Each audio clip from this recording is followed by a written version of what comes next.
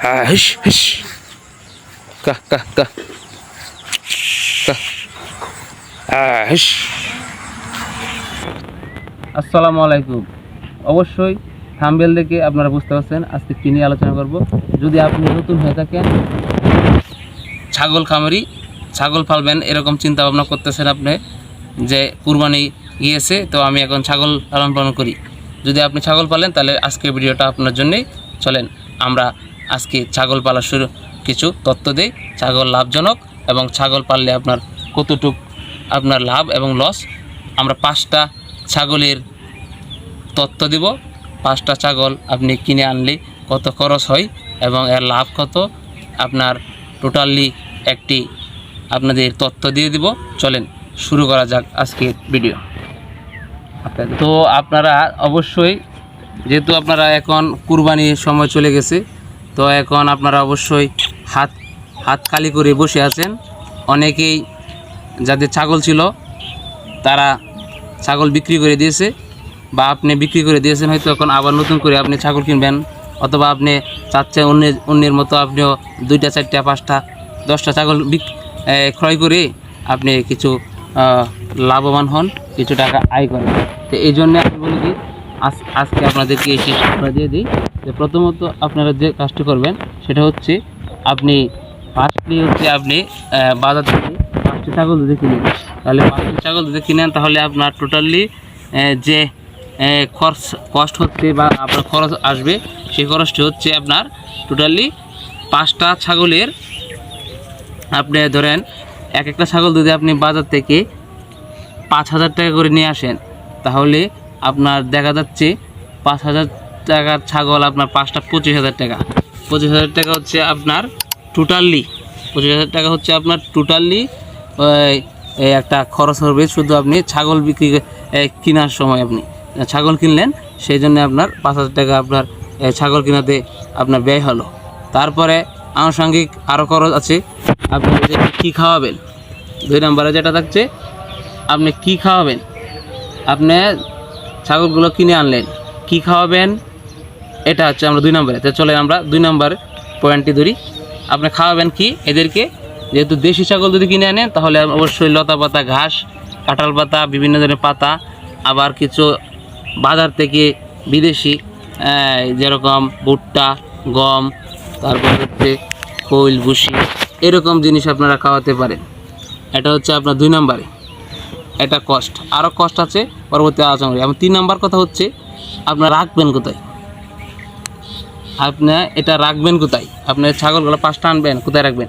অবশ্যই একটা শেড দরকার, অবশ্যই একটি গোয়ালঘর অথবা আপনি ছাগল রাখার মতো আপনার অ্যাবিলিটি থাকা দরকার। এই জন্য আপনার অবশ্যই কী করতে হবে, ছাগলের জন্য একটি শেড তৈরি করতে হবে, একটি মাচা দাঁড়িয়েও।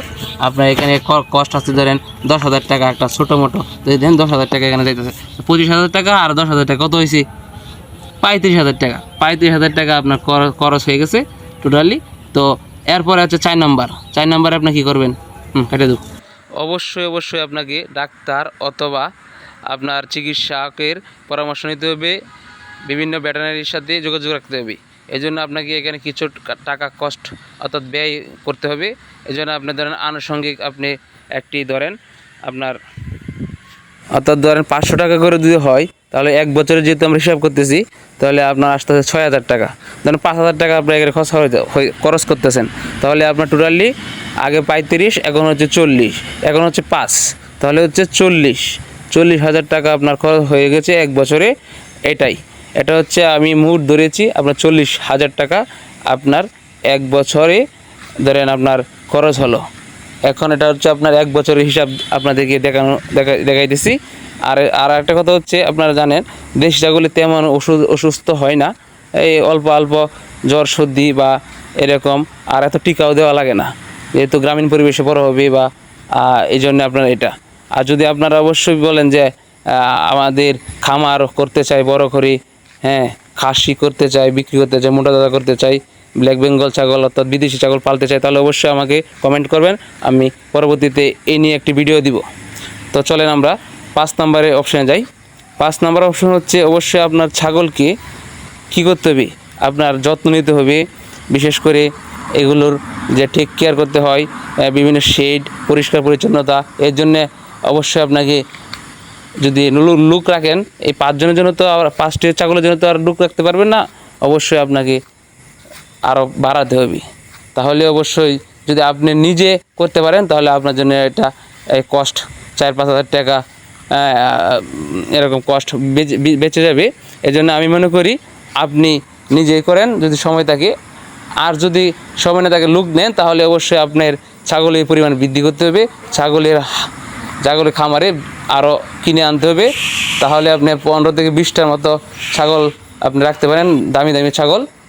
তাহলে আমি বললামই তো, আপনি ওভাবে তৈরি করতে পারবেন, ওই সিস্টেমে আপনি তৈরি করতে পারবেন। এই জন্য আমি মনে করি যে আপনি এই নিয়ে আমি একটি ভিডিও দিব, অবশ্যই আপনি কমেন্টে জানাবেন ভিডিওটি দিব। আপনাদের কারদের প্রয়োজন অবশ্যই ভিডিওটা আমি কমেন্টে লিখে যাবেন।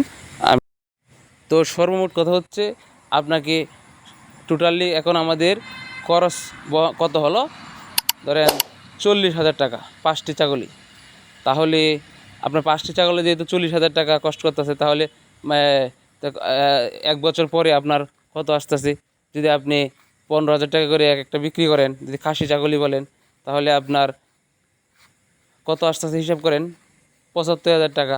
আর আপনি এখানে 40,000 টাকা ইনভেস্ট করেছেন, তাহলে আপনার এখানে কত টাকা থাকতেছে, অবশ্যই আপনার 35,000 টাকা এখানে আপনার সেভ থাকতেছে, এখন প্রফিট থাকতেছে।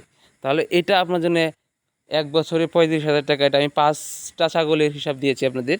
তো আশা করা যাচ্ছে আপনারা পরবর্তীতে আপনারা আরও ছাগল বৃদ্ধি করবেন। আর যদি ছাগি ছাগল তৈরি করেন বা আপনি বংশ বৃদ্ধি করেন, তাহলে তো আপনি ব্রিড দিতে পারবেন, বিভিন্ন পাটা ছাগল আস্তে আস্তে আপনি তৈরি করতে পারেন। আর অবশ্যই আপনার কথা বলি, এই ছাগল পালনটা হচ্ছে ধৈর্যের ব্যাপার, বুঝছেন? ছাগল পালনটা হচ্ছে ধৈর্যের ব্যাপার। আপনার ধৈর্য ধরে যদি রাখতে পারেন, অবশ্যই আপনি এখান থেকে প্রফিট আসবেই। এখানে মিস নাই, বুঝছেন? আল্লাহ তাআলা আপনার রিজিক এখানে খুলে রাখলে অবশ্যই পাবেন, আপনি যদি সঠিকভাবে পর্যবেক্ষণ করেন এবং এগুলো দায়িত্ব নেন। তো সুতরাং আশা করা যায় আপনারা বিশাল বড় খামার তৈরি করতে পারবেন ধীরে ধীরে, 4টা 5টা 10টা ছাগল নিয়ে শুরু করলেই। তাহলে আজকে আপনারা কেমন বুঝলেন? শুধু খাদ্য ছাড়া আমি আপনাদেরকে এই 30,000 টাকার মতো বেনিফিট দেখালাম, আপনারা প্রফিট পাবেন। সুতরাং আশা করা যাচ্ছে আপনারা আরও বেশি পাবেন যদি আপনারা বেশিভাবে লালন পালন করেন। এই জন্যে খাদ্য নিয়ে বাইরের খাদ্যটা যদি আপনারা দেন, তাহলে একটু লাভ সীমিত হবে আর কি। আর যদি আপনারা বললাম না, যদি পারিবারিকভাবে পালেন তাহলে এরকম লাভ পাবেন। আর যদি আপনারা কমার্শিয়ালভাবে পালন করেন তাহলে আবার একটু সমস্যা হবে। তো এটা নিয়ে আমরা পরবর্তী ভিডিও আসবে।